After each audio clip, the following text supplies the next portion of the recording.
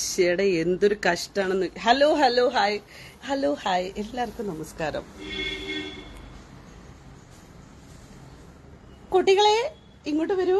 എടാ ഞാൻ കട്ടായി പോയി. ഇതാ എനിക്കിങ്ങനെ കോള് വന്നുകൊണ്ടിരുന്ന് കട്ടായി പോയതാണ്. ഞാനിപ്പോൾ അതിനെ ഡു നോട്ട് ഡിസ്റ്റർബിൽ ഇട്ടിട്ടാണ് ഞാൻ വന്നിരിക്കുന്നത്.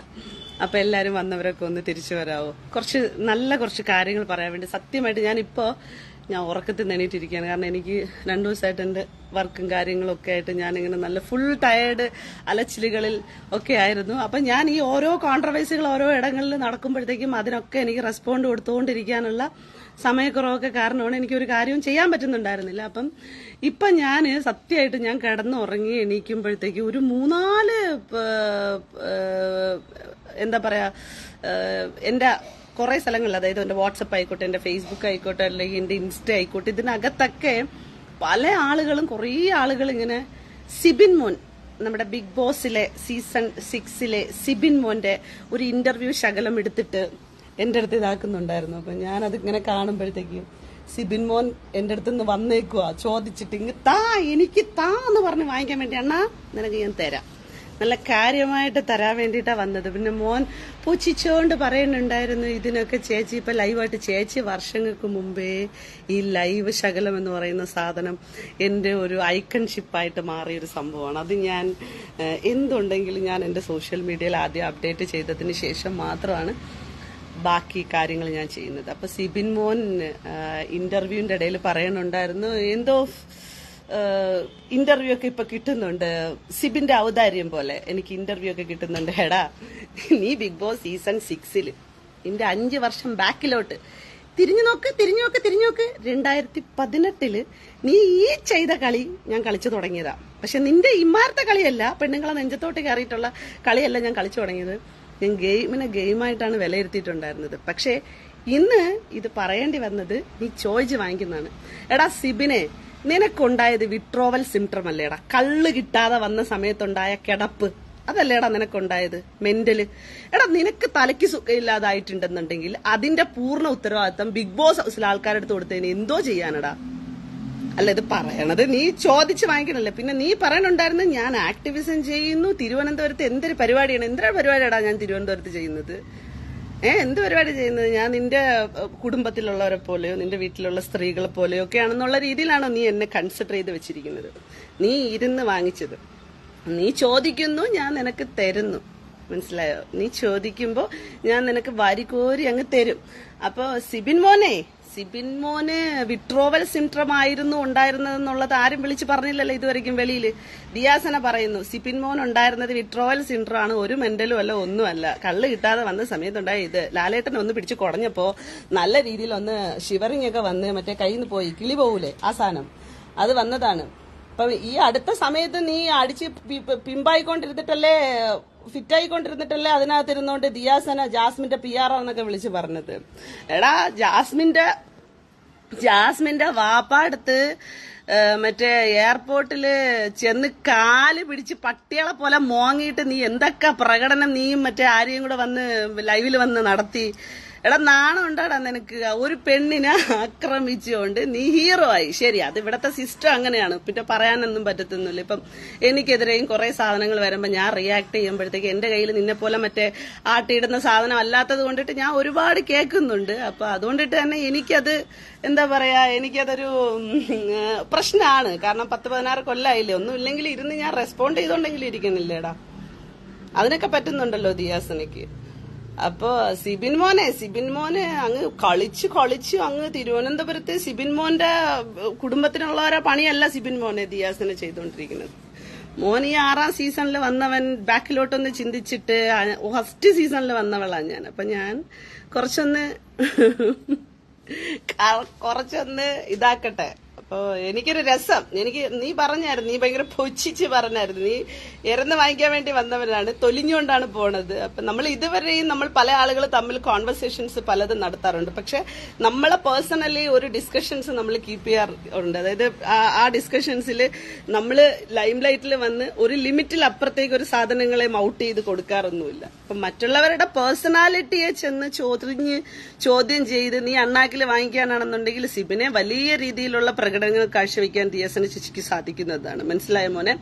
അപ്പൊ മോൻ കളിച്ചോണ്ട് വന്നത് നല്ല ഗെയിമായിരുന്നു എന്നും പാവം എന്നൊക്കെ പറഞ്ഞത് ഒരു മനുഷ്യന്റെ അവസ്ഥയെ മനസ്സിലാക്കിയിട്ടാണ്. ബട്ട് മോൻ വാങ്ങിക്കും ചൊറിഞ്ഞ് എനിക്ക് തരും എന്ന് പറയുന്നത് മെന്റൽ എവിടെ നിന്നാണ് ലിസ ജിൻസ് മെന്റൽ ഹെൽത്തിനല്ല ഞാൻ ഇതാക്കിയിട്ടുണ്ടായിരുന്നത്. ശരിക്കും ആ മാനസികാവസ്ഥയെ ഇവൻ ചൂഷണം ചെയ്തുകൊണ്ടിരിക്കുകയാണ്. സിറ്റുവേഷനലി അവന് സംഭവിച്ച വിട്രോവൽ സിൻഡ്രോം എന്ന് പറയുന്ന ആ സാധനത്തിന് അവൻ ചൂഷണം ചെയ്തുകൊണ്ടിരിക്കുകയാണ്. പബ്ലിക്കിൽ വന്ന് അവൻ കാട്ടിക്കൊണ്ടിരിക്കുന്ന കുറെ കോപ്രായത്തരങ്ങളുണ്ട്. നമ്മളൊക്കെ അതിന്റെ ഉള്ളിൽ പോയി വന്ന ആളുകളാണ്.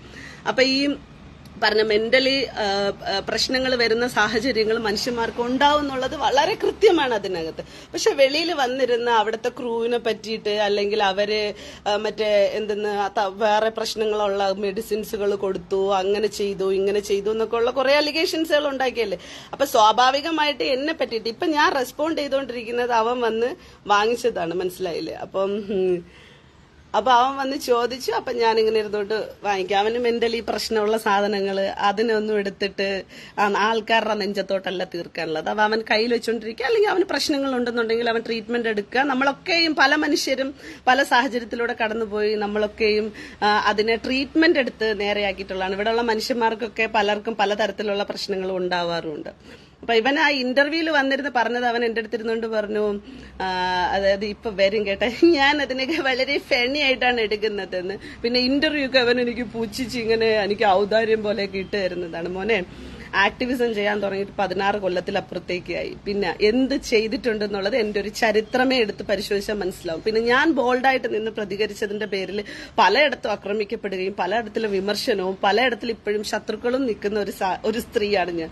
അതുകൊണ്ട് തന്നെ എന്നെ ഇതൊന്നും ബാധിക്കുന്നില്ല. പക്ഷേ സിബിൻ വന്നിരുന്ന് കൊണ അടിക്കുമ്പോ ചേച്ചി ഇങ്ങനെ കിണച്ച് തരുമെന്നുള്ളത് സിബിൻ മനസ്സിലാക്കേണ്ടതാണ്.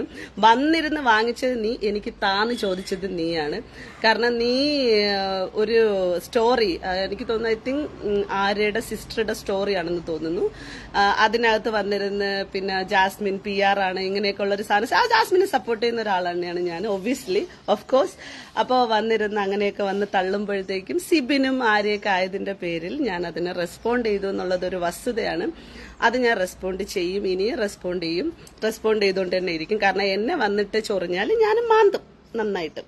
അത് പറഞ്ഞ് സംസാരിച്ച് ക്ലിയർ ചെയ്യാൻ പറ്റുന്ന ബന്ധങ്ങളാണെന്ന് ഞാൻ വിശ്വസിക്കുന്നില്ല. അത് ആര്യയുടെ അടുത്തുണ്ടായിരുന്നത് അതായിരുന്നു. കാരണം അവരടുത്ത് സംസാരിക്കാമായിരുന്നു എന്ന് എനിക്ക് പിന്നീട് തോന്നിയിട്ടുണ്ടായിരുന്നു. പക്ഷെ നീയൊക്കെ ഈ കിടന്ന് കാട്ടിക്കൊണ്ടിരിക്കുന്ന ഈ വൃത്തികേട് ചോദ്യമായിട്ട് വരുന്ന സമയത്ത് എനിക്ക് റെസ്പോണ്ട് ചെയ്യാതിരിക്കാനുള്ള മാർഗമില്ല. പിന്നെ നിങ്ങളുടെ പുതിയ നാടകത്തിന്റെ പേര് ബിഗ് ബോസ് അടുത്ത സീസണിൽ നിർത്തലാക്കണം. ആ നാടകത്തിന്റെ പേര് ഞാൻ ഓൾറെഡി അനൗൺസ് ചെയ്തിട്ടുണ്ട്. ആ 10-15 പേരുള്ള ആ ഗ്രൂപ്പിനകത്ത് ഡിസ്കഷൻസ്, മറ്റു കാര്യങ്ങള്, എവറിത്തിങ് ഞാൻ ഉടനെ തന്നെ അത് രംഗത്തേക്ക് ഇറക്കുന്നതായിരിക്കും. നിങ്ങളുടെ പുരുഷത്വ മാസ് വളരെ വലിയ രീതിയിൽ സ്വീകാര്യത വാങ്ങിക്കൊണ്ടിരിക്കുകയാണ് എന്നും ആളുകളെല്ലാവരും നിങ്ങളെ കൈയടിച്ച് വളരെ വലിയ രീതിയിൽ പ്രോത്സാഹിപ്പിക്കുന്നുണ്ട് എന്നുള്ളതും ഞാൻ കാണുന്നുണ്ട്. പിന്നെ ഈ 10-16 വർഷമായിട്ട് ഇതുപോലെ തന്നെ ഇവിടുത്തെ എന്താ പറയാ ടോക്സിക് മനുഷ്യരുടെ ഇടയിലുള്ള സാധനത്തിന് വലിയ സ്വീകാര്യതയും വലിയ കൈയടിയും കിട്ടിക്കൊണ്ടിരിക്കുന്നത് ഞാൻ കണ്ടുകൊണ്ടിരിക്കുന്നു. അതുകൊണ്ടിട്ട് ദിയാസനയ്ക്ക് അതൊന്നും ഏൽക്കാനൊന്നും പോകുന്നില്ല. അപ്പൊ മോൻ ഒരു ഇന്റർവ്യൂ മാത്രമേ കണ്ടുള്ളൂ. മോൻ ഇതിനു മുമ്പൊന്നും ദിയാസനെ കണ്ടിട്ടേ ഇല്ല. സിബിൻ എനിക്ക് തന്ന ഔദാര്യമാണ് ദിയാസനെ ഇപ്പോൾ ഇന്റർവ്യൂ ചെയ്തുകൊണ്ടിരിക്കുന്നത്. പിന്നെ എന്തൊക്കെയായിരുന്നു. എന്താ മോനെ നീ ശരിക്കും നിന്റെ പ്രശ്നം എന്താ? നല്ലൊരു പ്രശ്നം കാര്യമായിട്ട് നിനക്ക് ഭവിക്കുന്നുണ്ടല്ലോ. എന്താ പ്രശ്നം ശരിക്കും? നല്ല മാനസികാവസ്ഥയിൽ വലിയ രീതിയിലുള്ള പ്രശ്നം ഉണ്ടല്ലേ. ശരിക്കും അത് ട്രീറ്റ്മെന്റ് എടുക്കേണ്ടത്. ശരിക്കും എന്താ പിന്നെ പറയാ ഇതിനകത്ത്?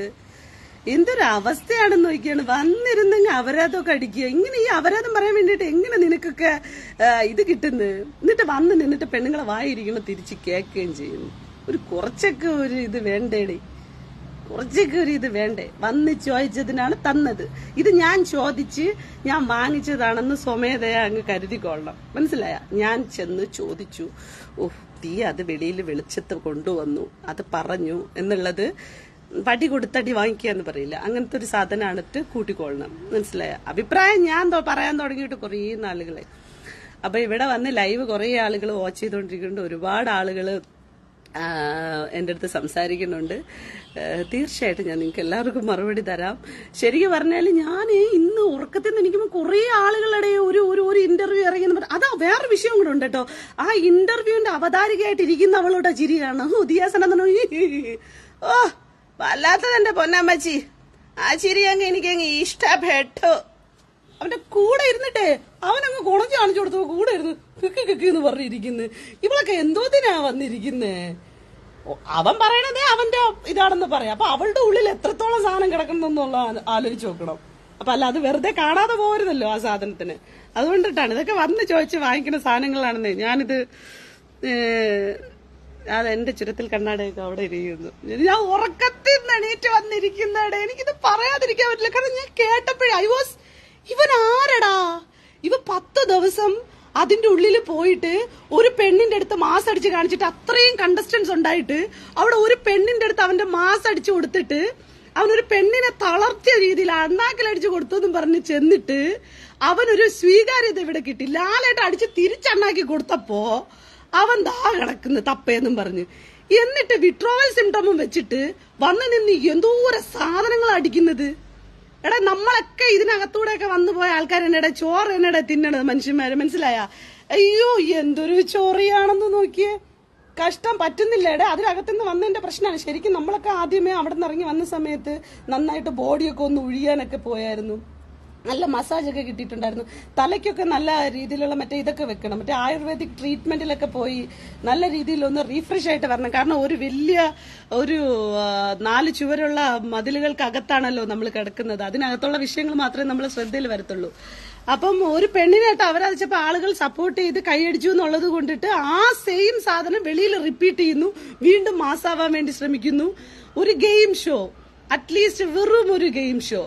അതിനകത്ത് വലിയ രീതിയിൽ നമ്മൾ കണ്ടു. ശരി, അവരുടെ ഒരു ഗ്രേറ്റ് പ്ലെയർ എന്നുള്ള രീതിയിൽ ജാസ്മിൻ സിബിൻ വാറാണ് നടക്കാൻ പോകുന്നത് എന്നുള്ള ഒരു രീതിയിൽ വരെ സ്റ്റേറ്റ്മെന്റുകൾ അവരെ വെച്ചിട്ടുണ്ടായിരുന്നു. ഞാൻ ആക്ച്വലി അതിനെ ഗെയിമായിട്ടാണ് കണ്ടത്. ഇപ്പൊ അല്ലേ മനസ്സിലായത് നിനക്ക് ശരിക്കും പ്രശ്നമാണെന്ന്. എന്തിപ്പൊ ചെയ്യാന്ന് പറ. ഈ കൊച്ചിനെ ഈ കൂടെ നിൽക്കുന്ന കൂട്ടുകാരന്മാർക്കും ആർക്കും പറ്റുന്നില്ല ഈ കൊച്ചിന് പ്രശ്നം ഉണ്ടെന്നുള്ളതും. എന്ത് പറയാനത് പറ. അയ്യോ എടേ, ഞാനങ്ങ് തുടങ്ങും. ശരിക്കും ഞാനങ്ങ് തുടങ്ങും. എല്ലാവരുടെ ചരിത്രവും എല്ലാവരും ബിഗ് ബോസിൽ എത്തിപ്പെട്ട് അവിടെ നിന്ന് തിരിച്ചു വന്നത് ഉൾപ്പെടെയുള്ള എവറിത്തിങ് ഡീറ്റെയിൽ അറിയുന്ന ഒരു മോളാണ് ഞാൻ പിന്നെ പേഴ്സണലി കയറി പിടിച്ച് പ്രശ്നങ്ങളാക്കണ്ടെന്ന് വിചാരിച്ചിട്ടാണ്. നീയൊക്കെ കളിച്ചു മറ്റേ കുതിരവട്ടം മാനവട്ടത്തേക്ക് എത്തിയിരിക്കുകയാണ് നിന്റെയൊക്കെ കളികൾ, മനസ്സിലായില്ലേ? അപ്പൊ അതുകൊണ്ട് പ്രതികരിക്കാതെ ഇരിക്കുമെന്ന് വിചാരിക്കരുത്. വന്ന് ചോദിച്ച് വാങ്ങിച്ചതാണ് ഞാൻ തന്നത്. പ്ലീസ് ദയവ് ചെയ്ത് വളരെ നല്ല രീതിയിൽ സ്വീകരിച്ച് അതിനെ എടുക്കണം. ഇനി വാങ്ങിക്കാനാണ് ഉദ്ദേശം എന്നുണ്ടെങ്കിൽ വന്നോളൂ, നോ ഇഷ്യൂ. ഞാൻ വളരെ കോൺഫിഡൻസിൽ അതിനെ അണ്ണാക്കിൽ തരാൻ വില്ലിംഗ് ആയിട്ടിരിക്കുകയാണ്. പിന്നെ എന്റെ ആക്ടിവിസം അല്ലെങ്കിൽ ഞാൻ ചെയ്യുന്ന പണി നിന്റെ വീട്ടിലിരിക്കണോരോ, നീ ഒന്നും ചെയ്തിട്ട് വന്നിരിക്കുന്നതല്ല കേട്ടോ. സിബിൻ വളരെ നല്ല രീതിയിൽ തന്നെയായിരുന്നു പെരുമാറിക്കൊണ്ടിരുന്നത്. നീ വന്ന് ചോദിച്ചതാണ്, വളരെ കൃത്യമായിട്ട് ഞാൻ റെസ്പോണ്ട് ചെയ്തതും. ശരിക്കും അയ്യോ എന്റെ നെല്ലിക്കാത്തളവൊന്നുമല്ല, വേറെ റേഞ്ചില്. ശരിക്കും ഞാൻ പറയണത് എന്തോന്നാ ഈ ചെറുക്കന്റെ പ്രശ്നമൊന്നും മനസ്സിലാവുന്നില്ല എനിക്ക്. ഞാൻ വന്ന് കാണുമ്പോഴത്തേക്ക് ഇവൻ എന്തൊക്കെയാ താളം വിട്ടിട്ട് കിടന്ന് അടിക്കുന്നത് ഇവൻ. എന്നിട്ട് പറയണം, അവൻ തന്നെ പറയുന്നുണ്ട് ഇപ്പൊ ചേച്ചി അടുത്ത് ലൈവായിട്ട് വരും. ഇവിടെ ഇവൻ പറയണത് ഇവൻ എനിക്ക് എന്ത് വിസിബിലിറ്റി ഉണ്ടാക്കി തന്നടക്ക്. Bloody nonsense. ഇവൻ ആരാ ഇവൻ കണ്ട കാവറക്കികളെ കൂടെ കിടന്നിട്ട് അവര് പറയണതും കേട്ട് അവൻ അടിക്കുന്ന താളം, അവര് പറയണതും കേട്ട് പോയി കളിച്ച ഗെയിം. ഇവനൊരു ഊളത്തരത്തിനും ഇല്ലാത്തൊരുത്തനാണെന്ന് വെറും വശു. അയ്യയ്യേ, ഇവൻ ഇത്ര ഗതിയില്ല കഴുതിയായിരുന്നോ? ഇവൻ ഇങ്ങനെ വന്ന് ചോദിച്ചു വാങ്ങിക്കുമായിരുന്നോ ഇവൻ? ഷോ, എന്തൊരു കഷ്ടാ നോക്കിയേ. അപ്പൊ എനിവേ ഗൈസ്, ഞാൻ എല്ലാവർക്കും മറുപടി തരാനായിട്ട് പറ്റുന്നില്ല. എനിക്കിതാ വേറൊരു കാര്യം പ്രധാനമായിട്ട് പറയണമെന്ന് വെച്ചാൽ ഈ അക്കൗണ്ട് റെസ്ട്രിക്ഷനിലാണ്. അപ്പം എനിക്ക് റെസ്പോണ്ട് ചെയ്യാനുള്ള നല്ല പരിമിതികളുണ്ട്. അപ്പം ലൈവ് ഒന്നും വലിയ റീച്ച് ഒന്നും ആവുന്നില്ല.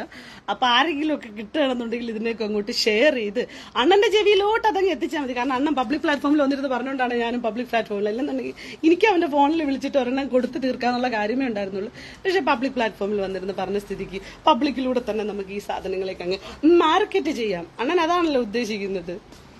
Bloody nonsense.